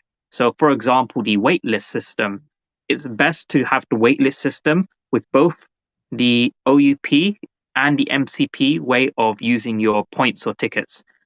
So you can think of that as like one unit, right? And so he kind of, I guess, added way more context than what we had initially. He kind of reassured people that, like that is now in like his realm of like features and priorities, alongside Nestor, who's like CTO, who's kind of like helping allocate that within the dev team that they have. And so yeah, I do believe that we will have to wait a bit, but now I know that it is being worked on actively, and I think when we see that first OUP feature roll out, like the ability to buy Omi in the web app, I think then it's going to kind of feel a bit more real for people, like, oh hey, like you can find that they finally doing something Omi related, and I guess that's going to be like the catalyst to like get people hyped up again. So yeah, there was that stuff discussed, and then a lot of the other stuff was just like random topics, like discussing anime and like collecting and things like that. Yeah. I saw that you had mentioned Queen Veve is going to be interviewing David Yu on the 15th of February. Everyone should check that out. It's going to be on Twitter Spaces. One of your proposed questions was why doesn't David talk about the Omi token, right? As the CEO of the Komi, why do you guys think that is? And should David be more active? I remember back in the day of AMAs, he used to talk about Omi all the time. He's gone silent on it. A lot of people affiliate that with him not caring, right? They read into it. So what is the purpose of it, and should he be more active? I almost wish that whatever Komi does or Veve does right now is obviously working in some aspect, but I almost wish that they would act a little bit more like a Fortune 500 company, or act like a multi-billion-dollar company, which they are, and just not cater to the dictates of whiners and be like, oh, when this, when that. It's like, that's not going to help anything. Like I'm sure that does wonders for the team, saying when this, when that, when they're trying to give updates and you ask for when something else. But I would say that, David and Dan both have tens of billions of OMI each. I'm 100% positive that their interests lie with the token having utility and being successful and going up. And but that really is relegated to Reese and Puddin Cheeks and people that are working on that. David's specialty lies with licensors and lies with the actual aspects of pricing and putting the actual numbers on collectibles. Not that I don't want David to talk about it. I'd love to see him excited about things, anything that he talks about. But if that's not what his responsibility is in the company, then kind of don't fix what ain't broken type of deal. Yeah, I think because I proposed it from like I explained this in spaces with Mitch as well there, that I feel like the way that we should be viewing everything they do is with different hats, right? So view what they're doing from the perspective of someone who's brand new, never seen a project before, and kind of exploring it for the first time. We should view it as someone who, obviously has been a long-term supporter and understands, why they make certain decisions, as well as view it from the perspective of someone who maybe feels like they've been unfairly treated by the company and why they feel that way. So, like wearing different hats and viewing, the company that way, I think that's the best way of trying to be as objective as possible, right? And viewing the company from the lens of someone who's brand new to the project, seeing other projects out there like IMX, where Robbie's always talking about the token, Illuvium and the DAO and all of that stuff, Kieran and Grant, they're always talking about that stuff. And then if I go to the opposite end of a project which people say is like an absolute a shill factory, like Hex with Richard Hart, right? He's made the bag already, but he still talks about Hex, even though I think his post chain is like his priority, because he's the CEO of the company, and so it looks very, very weird for like someone new who comes across to this company called Ecomi, and they're like, oh, the CEO is this guy called David Yu. Why is this David Yu guy not talking about their own product, which is the token, and he's the CEO? Why is like some community guy talking about it more than him? This is a bit weird. That's how I would feel, and that's how I'm sure many other people feel when they compare it to other projects, right? So it would be good, like you said, because David did used to talk about the token a lot, and all the things that Ecomi was doing, because the Ecomi isn't just a token, it's other stuff. It's like the secure wallet, for example, and they had other products in the pipeline, which they kind of, I guess didn't happen. But, one of the things that I did quite enjoy was, when they were talking about, things that they wanted to do with the token and like their plans for like how they would I guess get people using the token, and just like all the places they wanted to like integrate it, because there is still stuff that they can do with the token, but it just feels like Reese is the one talking about it, and it's just it just looks weird for a third party that the CEO doesn't talk about it, because the CEO is still active when he talks about the Veve product. They're always talking about the Veve product. And so, they're clearly not afraid to talk about what they're doing. It just looks weird for a third party. And I'm sure there's like some reason for that, but it would be good to see the CEO of the company acknowledge their own product as well. At least talk about it or mention it at some point. Because from what I understand is they've the Veve community AMAs, they've made it so that it's Veve focused, but they haven't necessarily got like an OMI community AMA kind of thing outside of Reese. But again, like I said, Reese isn't the CEO. Mitch and Nesta, they're not the CEO. David is the CEO. So it's just good to see the CEO talk about their own company at some point, but especially if you're someone new to the product, you would find that kind of weird. That's just the way I would see it. And I do think that would build cohesion with the whole project rather than having them isolated, right? And I think also the fact that because nothing's happened really with the OMI token, people see that David's not talking about it, and then they make that natural assumption that, not natural, but they make the assumption that they don't care. But David, I'm sure, cares more than anyone because he'll be filthy rich. if the OMI token goes to a penny or two. But speaking of OMI, I wanted to talk a little bit about the market before we go. We saw that we broke that 00 resistance. I'm not sure if we are still over it. I think we're down under it at the moment. What are you guys thinking in terms of the market? Bull trap, bull run? What do you think? I think the market's. Oh, sorry. Go ahead, Randy. I don't know. All you. Okay, I was just going to say, I think the market is going to go down for a couple of reasons. One indicator to follow is the strength of the US dollar. So the US dollar, I believe it's recently had a double bottom, which basically means it's likely to go higher. And whenever the US dollar strength increases, then any risk on assets like Bitcoin or crypto or stocks, whatever, like they tend to depreciate in value. They're inversely correlated. So that's one thing to look out for. Another thing to look out for, I believe, is there's a guy called Sona, who's a very, very bright guy. He pointed this out to me, and a lot of myself and like really experienced traders didn't pick up on it.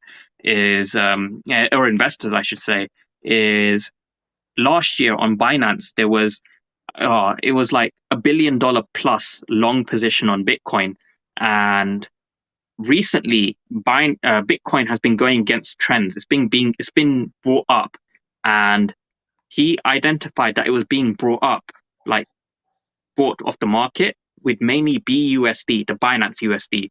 So it's really weird coincidence that there's a huge long position on Binance, which needs a lot of liquidity. It needs the price of Bitcoin to be high in order to sell that huge long position. And most of the Bitcoin being bought up is being bought up with Binance USD.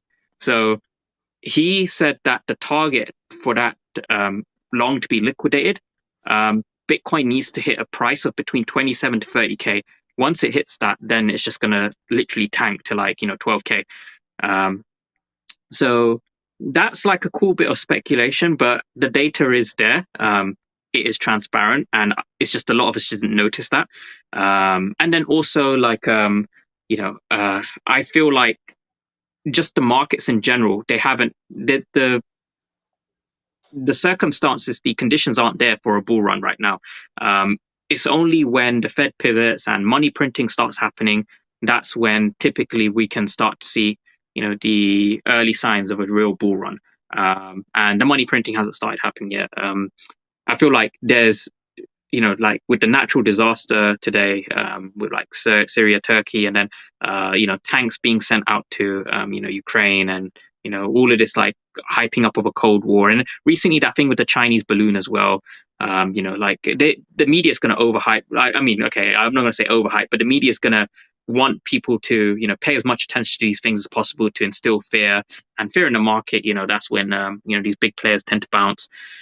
So I feel like we do need a leg down on the market first before we can finally close above. But I am of the opinion that at the end of this year, we're gonna be higher than where we are right now. But I do feel we need to go down first before we have a chance of going up, because we haven't had that real pain yet, and we need to experience that first.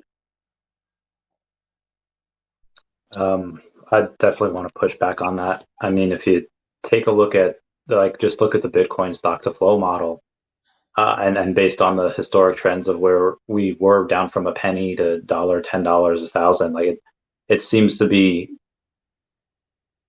seems to indicate that the model unit, based on the next halving, that we are on our way up again. And not only that, but if you take a look at the relative strength index, if you take a look at the RSI, it also looks like we're having a leg up. Look at the amount of percentage of Bitcoin that's in profit.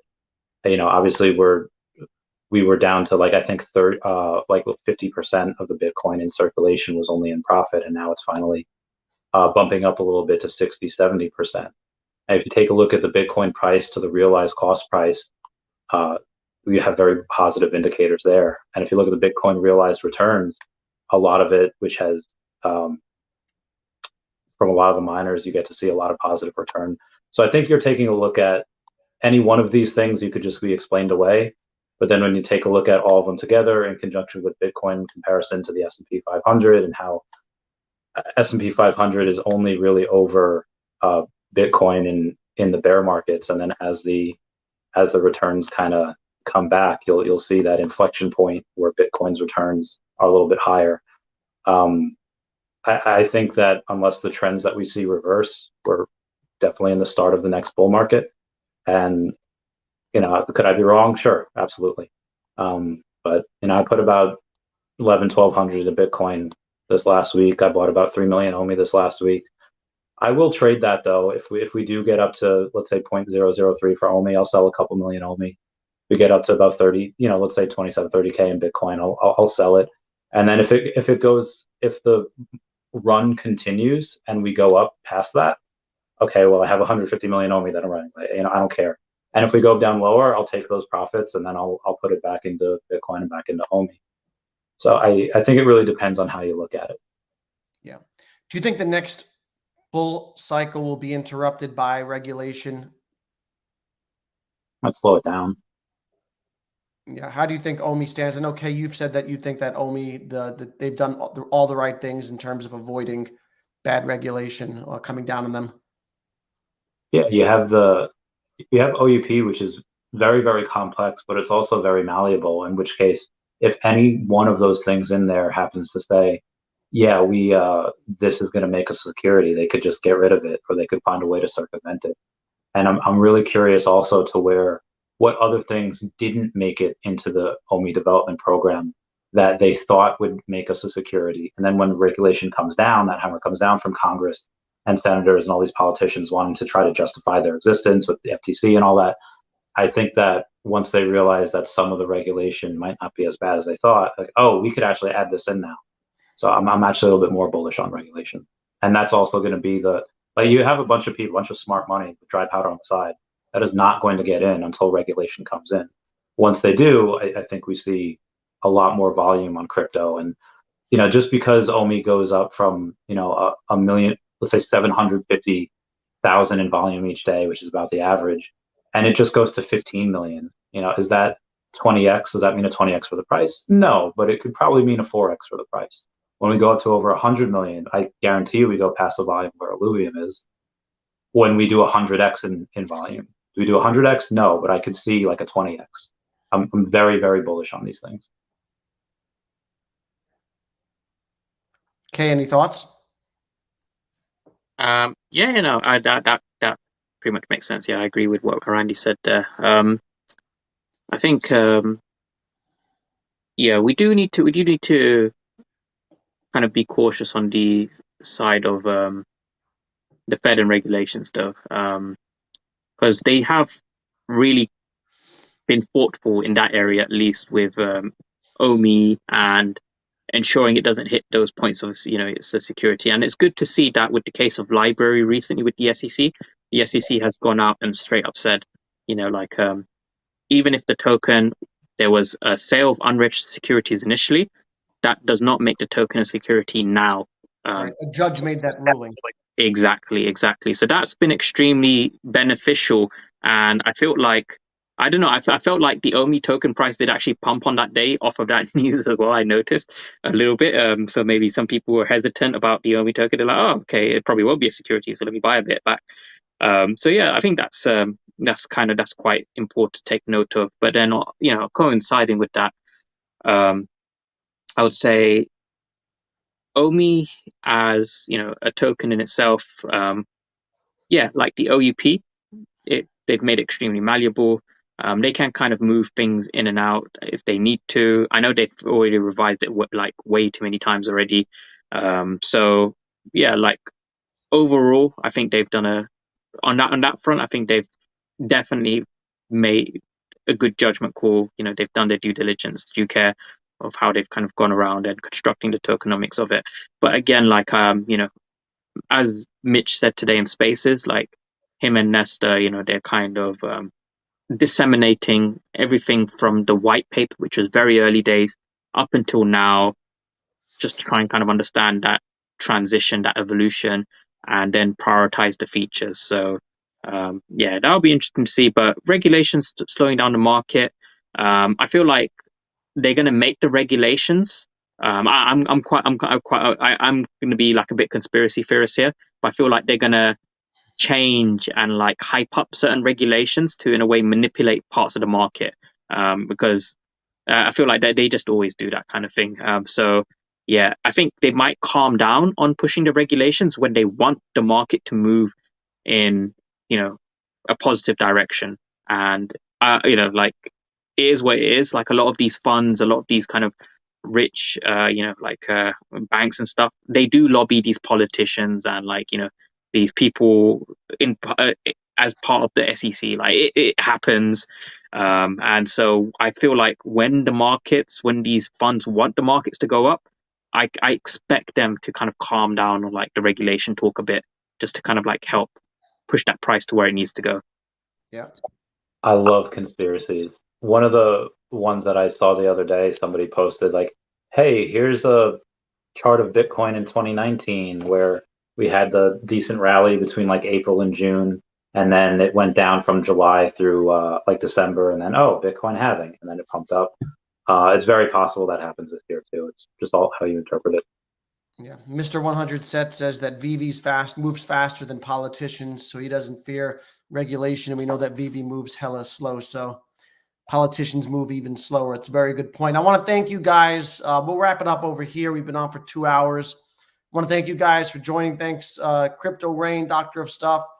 Thanks for everyone in the chat. Had a great time. Peace out, Dashi. Later to Kay's bird. What's your bird's name, Kay? Oh, his name is gnocchi, like the type of pasta. Oh, gnocchi. Yeah, gnocchi. Yeah, that's the name. All right. Gnocchi. Peace out, gnocchi. Peace out, Dashi. Thanks, everyone, for joining us.